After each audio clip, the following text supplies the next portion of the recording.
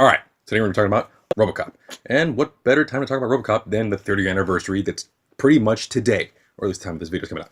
But regardless, yeah, today we're going to be talking about the theory that has been confirmed by the director himself. So why are we even here then? It's kind of like that Blade Runner Ridley Scott thing. We should just... And then they come back. Regardless, we're still going to be talking about, because, I mean, what better way to honor this film than talk about, well, its origin, essentially. Because, well, let's just get to the theory. Robocop is American Jesus.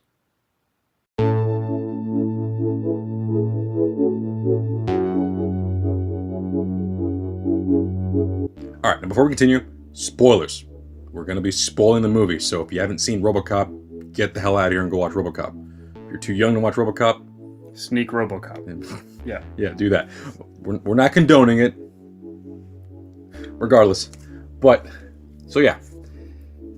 People who've watched the movie, you've had to have noticed the damn similarity between the stories of Jesus Christ of Nazareth and Robocop Alex Murphy from Detroit. I mean, alright, let's see if you can tell who I'm talking about here.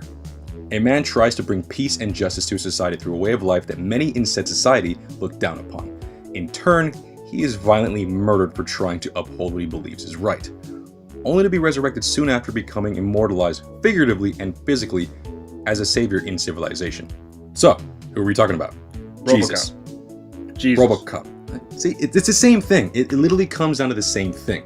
The stories are so intertwined with each other, and well, it makes a lot of sense. Because not only is, the whole plot of Jesus trying to bring, justice and good to this very, very destructive, very Old Testament. The Old Testament's kind of a key word here, because society back in the old days was messed up. Just read the damn Bible, the original Bible, the Old Testament, because people were belaying each other, cooking each other alive, killing their children. You could be killed if you were in two different types of cloth. It was messed up. So yeah, just transition that to 1980s Detroit. And well, where's the difference? There's just cars everywhere, that's it. It's the same damn story. It's the same type of setting. So seeing the similarities there are pretty much clear.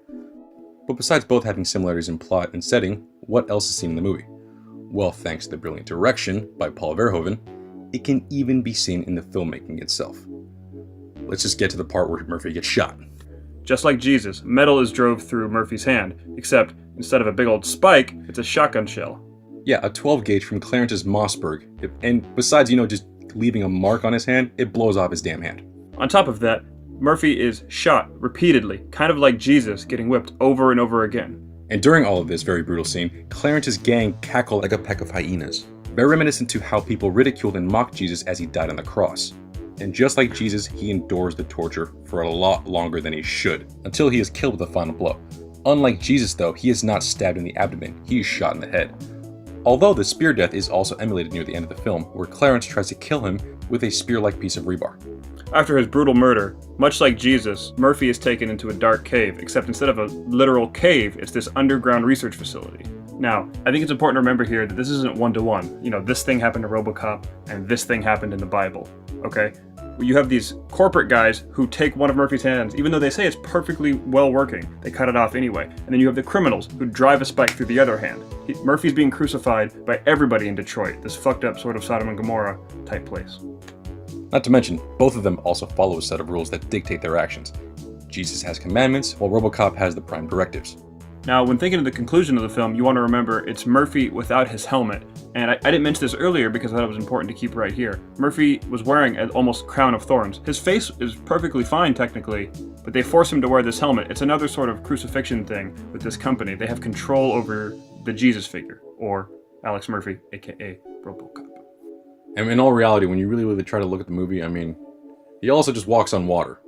I mean, we can just skip all the formalities and all the, maybe it isn't, maybe it's not. No, he walks on water. I mean, at that point, it's pretty much concrete what they're going for.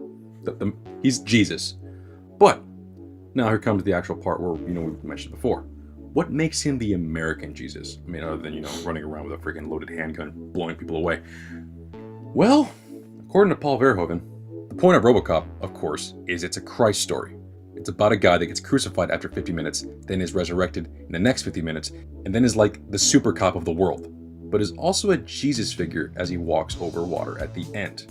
Verhoeven even goes on to say that I put something just underneath the water so Weller could walk over the water and say this wonderful line, "I'm not arresting you anymore," meaning I'm going to shoot you. And that is of course the American Jesus. And literally, what's more American than someone saying, "Hey, I'm gonna shoot you"? Sadly, but true. And like you said earlier, what's more violent than the United States? Well, the Bible, Sodom and Gomorrah.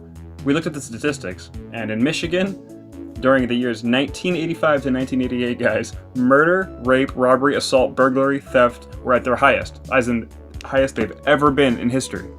And also, by the way, if for some odd reason you don't believe us, and you don't believe the director himself, let's just drive it even farther with one last nail in the coffin. And that is the fact that Paul Verhoeven, He wrote a book called Jesus of Nazareth, where he essentially says that he thinks that Jesus was more like Che Guevara, who was killing all the people who were bad, like a big sort of group of rebels. oh yeah, That sounds a little like Robocop to me. I mean, granted he did write this book a little after the fact, but I think he has Jesus on the brain. so yeah. And what better way to celebrate this man than talk about Jesus Christ in the form of a robot who goes around murdering people with a gun, but for justice. For justice.